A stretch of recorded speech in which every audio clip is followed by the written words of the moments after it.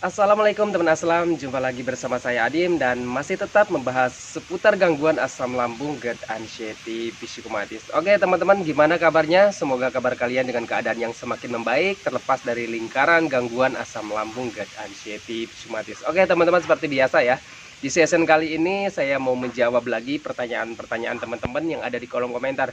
Semoga saja videonya itu tidak terganggu teman-temannya ini karena udah gelap banget teman-temannya, mau hujan. Dan juga semoga saja videonya bisa dimengerti oleh teman-temannya.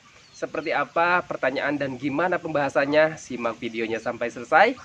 Jangan di skip agar kalian mengerti, agar kalian paham. Kalau misalkan kalian mengerti dan paham, kalian akan lebih mudah menangani setiap sensasi dari gangguan asam lambung, GERD, anxiety, psikomatis. Karena gangguan asam lambung, GERD, anxiety, psikomatis ini butuh pemahaman teman-teman ya.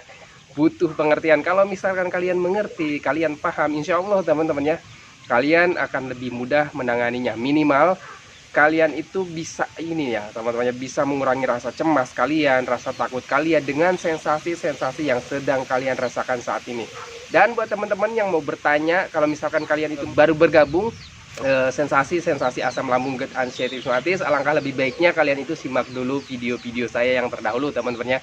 Karena saya itu sudah banyak sekali upload video tentang seputaran gangguan asam lambung, GERD, anxiety, psikomatis dari berbagai macam sensasi dan gimana cara menangani setiap sensasi yang hadir. Videonya sudah ada teman-teman ya. Silahkan aja teman-teman itu masuk ke profil saya, klik bagian lainnya ataupun bagian video, terus kalian scroll aja di akun saya teman-temannya. Kalian sesuaikan videonya dengan apa yang sedang kalian rasakan gitu teman-temannya. Mudah-mudahan bisa membantu gitu teman-temannya ya, minimal menjadi patokan, panduan ataupun motivasi gitu teman-temannya. Oke teman-temannya, ini keburu enggak ya teman-temannya, ini soalnya gelap banget teman-temannya, mau hujan. Ini buat teman-teman aslam teman-teman ya, yang masih mentalnya itu mental tempe ya. Kalau misalkan lihat cuaca mendung seperti ini udah gemeteran teman-teman ya. Udah gemeteran, udah rasanya udah gimana gitu teman-temannya, perasaannya udah mau aja gitu ya teman-temannya, panik, takut ya kalau misalkan cuaca seperti ini. Itu pengalaman saya dulu teman-temannya, mudah-mudahan teman-teman enggak ya. Oke teman-temannya, di sini saya sudah screenshotkan teman-temannya pertanyaannya, mudah-mudahan keburu ya, karena saya kalau bikin video itu harus dijelaskan teman-temannya supaya kalian mengerti gitu ya. Kalau misalkan saya bikin video biasanya lama gitu ya. Masih merasakan ulu hati sakit bang, padahal udah berobat teman-temannya. Jadi untuk orang-orang yang terkena gangguan asam, GERD, anxiety teman-teman, utamanya ya asam GERD gitu teman-temannya, ataupun dispepsia ya, ataupun gangguan lambung lainnya, biasanya mengalami keluhan yang namanya di bagian ulu hati teman-teman. Bagian ulu hati ini sebenarnya itu adalah esofagus ya teman-teman. Esofagus itu sejenis pintu ya ataupun klep pembatas antara lambung dengan kerongkongan gitu teman-temannya, esofagus atas ya. Jadi biasanya di bagian ulu hatinya itu esofagusnya biasanya itu mengalami ruam ya teman-temannya, ataupun biasanya ada iritasi gitu teman-temannya. Iritasinya karena apa? Biasanya iritasinya itu karena asam lambung ya, pH-nya mungkin tinggi ataupun juga kapasitasnya yang banyak gitu teman-temannya, sehingga bisa mengganggu di esofagusnya gitu teman-temannya. Itu biasanya disebut apa ya, dibilangnya itu GERD gitu teman-temannya, gastroesophageal reflux, karena esofagusnya yang terganggu, asam lambung yang naik ke bagian kerongkongan sini teman-temannya. Kalau misalkan teman-teman itu mengalami heartburn ataupun dadanya panas gitu teman-temannya, itu asam lambung naik teman-temannya, naiknya itu ke bagian kerongkongan gitu, bukan ke bagian dada teman-temannya. Walaupun dadanya panas gitu teman-temannya, itu bagian yang naiknya itu ke bagian kerongkongan, karena di sini ada saluran ya, saluran kerongkongan gitu teman-temannya. Jadi bukan berarti ke bagian dada gitu teman-temannya. Dada itu cuma merespon ya, respon karena ada cairan yang naik gitu teman-temannya. Oke, jadi begitu ya. Jadi untuk teman-teman yang mengalami dada ataupun ulu hatinya masih sering sakit ya, saya juga dulu mengalaminya teman-teman. Saya itu waktu itu ketika berdiri gitu teman-temannya, terus ditekan seperti ini, itu sakit teman-temannya, karena esofagusnya itu mengalami pembekakan ataupun ruam. Biasanya seperti itu jangan khawatir teman-teman ya. Kalau misalkan kalian sudah berobat terus ya masih merasakan sensasinya, jadi kalian itu harus diterapkan metode 3P nya juga ya. Jadi harus dijaga pola makannya, terus juga sering minumnya gitu teman-temannya, agar membantu asam lambungnya turun gitu teman-teman. Jadi nggak terlalu mengendap di bagian kerongkongan gitu teman-temannya, karena asam lambung itu kalau misalkan keluar dari bagian lambung gitu teman-temannya, yang mampu menahan keasamannya asam lambung itu ya hanya lambung kita gitu teman-teman. Kalau misalkan keluar dari lambung itu biasanya menimbulkan sensasi ya, seperti panas, pahit, asam gitu teman-temannya, terus juga kayak mentol gitu teman-temannya. Itu kalau misalkan asam lambung yang naik gitu teman-temannya. Jadi kalian sering aja minum air hangat, karena air hangat itu bisa membantu menetralisir asam lambung gitu teman-temannya, logikanya ke sana gitu ya. Oke teman-temannya, ini keburu nggak ya? Kalau nggak keburu mohon maaf ya teman-temannya, jadi videonya mungkin terpatah dan ini juga suaranya mungkin terganggu gitu teman-temannya.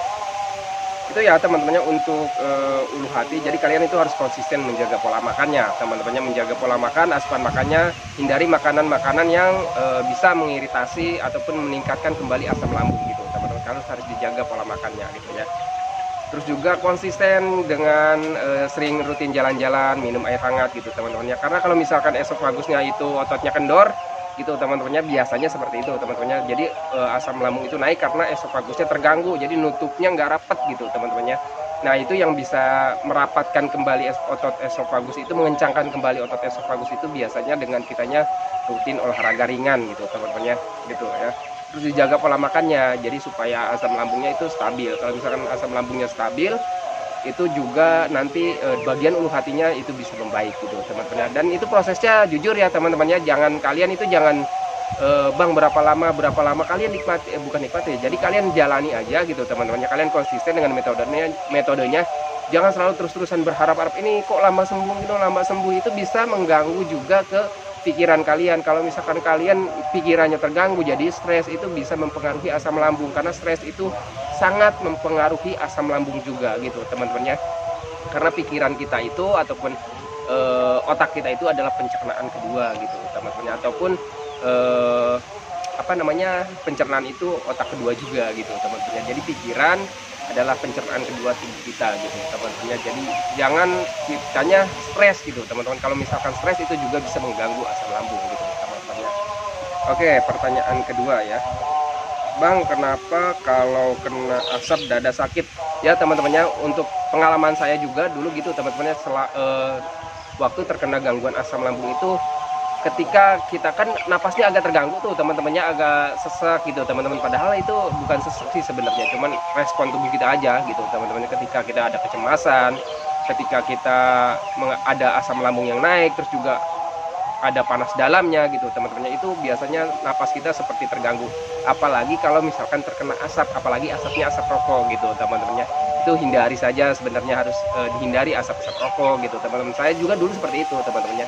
Itu kalau misalkan saya dekat sama orang yang merokok ataupun asap apapun teman-temannya, itu pernapasan kita seperti sakit ya, seperti ngap gitu teman-temannya gitu. Jadi dia harus dihindari dulu gitu teman-temannya. Oke, lanjut ya. Saya kalau lihat komen-komenan yang nambah makin cemas ya, itu teman-teman ya. Jadi buat teman-teman yang kondisinya masih di bawah 95%, lebih baik teman-teman itu fokus aja dengan melakukan menjalankan metode 3P-nya teman-temannya. Jangan, kalau misalkan teman-teman itu mau nonton konten edukasi ataupun motivasi teman-temannya, kalian tonton aja, jangan tontonnya yang nyaman gitu teman-teman.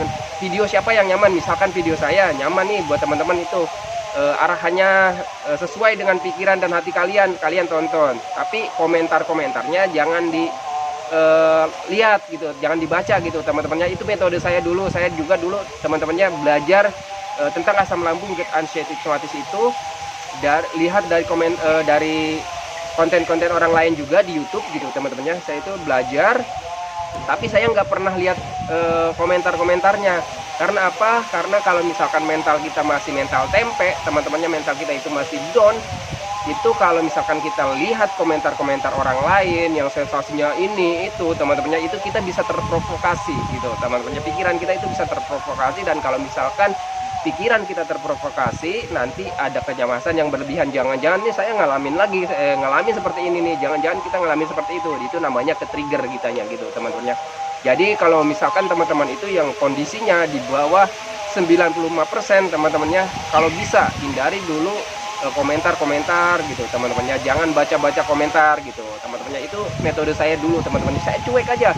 Nggak usah lah saya lihat-lihat komentar orang lain gitu teman-teman. Saya penting saya pahami nih video ini, saya terapkan apa yang diterangkan gitu teman-teman, apa yang dijelaskan saya terapkan di hidup saya gitu teman-temannya. Saya belajarnya dulu seperti itu gitu. Saya juga awal-awal seperti itu, lihat komentar-komentar ini malah makin ke trigger, kita malah makin down gitu teman-teman, mentalnya nanti asam lambungnya terganggu lagi gitu teman-teman. Jadi pembaikannya kita terganggu gitu teman-temannya. Mohon maaf teman-teman jika audionya terganggu, ini udah gelap banget teman-temannya. Oke, pertanyaannya seperti itu saja videonya teman-temannya. Ini masih banyak komentar yang belum dijawab, yang masih harus saya jawab juga, harus saya bahas.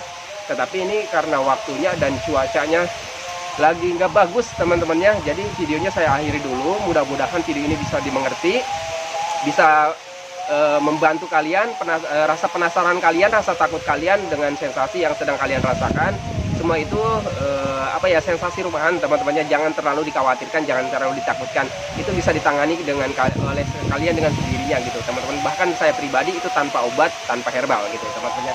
Saya hanya konsisten menjaga metode 3P-nya, rutin minum air hangatnya gitu teman-temannya, itu terus melakukan metode-metodenya teman-temannya, aktivitas kegiatan yang menyenangkan gitu teman-temannya. Oke teman-teman, videonya saya akhiri dulu teman-temannya. Sebelum saya akhiri videonya, saya doakan buat teman-teman yang belum membaik dari gangguan asam lambung, GERD, anxiety, rheumatis, semoga kalian cepat membaik teman-temannya, semoga kembali lagi keadaan kalian yang dulu, entah itu emosinya, kebahagiaannya, keceriaannya, semoga cepat kembali lagi teman-temannya. Dan jangan lupa teman-teman, doakan juga saya agar saya itu tetap sehat, tetap kuat, tetap setia, agar tetap bisa menemani kalian yang belum membaik dari gangguan asam lambung, GERD, anxiety, rheumatis. Oke teman-teman, saya akhiri videonya. Assalamualaikum warahmatullahi wabarakatuh.